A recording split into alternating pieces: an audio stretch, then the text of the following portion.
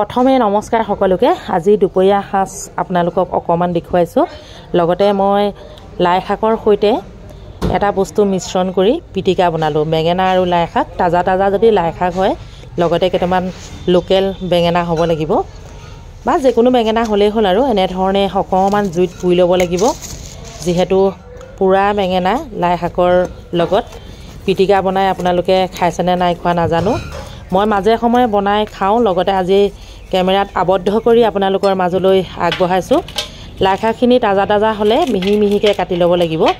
যিহেতু ইয়াতকৈ বেছিকৈ মিহি কৰিব পাৰি, মোৰ ইমান সম্ভৱ হোৱা নাই বেছি মিহি কৰিব পৰা।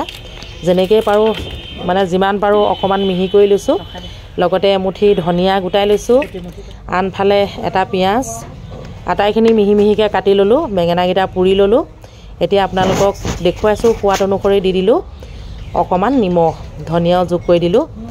এয়া আদা এটুকুৰা ঠিক কৰি ল'লোঁ। আদা টুকুৰা ৰুকি দিম এতিয়া এখন ৰুকনিৰ সহায়ত।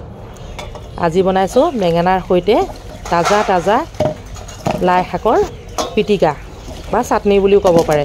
যিয়ে নহওক দুপৰীয়া সাজ এনেধৰণে ৰেডি কৰিছোঁ। খাই বহুতেই ভাল লাগিলে, ভাবিলোঁ কেমেৰাত আবদ্ধ কৰি অকণমান যদি আপোনালোকক দেখুৱাওঁ।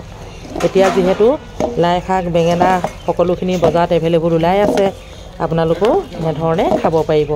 শেষত আৰু এটা বস্তু দিব লাগিব, সেয়া হৈছে কেঁচা কেঁচা জলকীয়া। কেঁচা কেঁচা জলকীয়া মিহি মিহিকৈ কাটি দিলোঁ। চাটনি, ভাত, মাংস 4 পিচ, এয়া পানী টেঙা। মোৰ দুপৰীয়া সাজ ৰেডি। কেনেকুৱা লাগিলে জনাব। যদি ভাল লাগিলে লাইক কমেণ্ট কৰিব। আজিলৈ আহিছোঁ।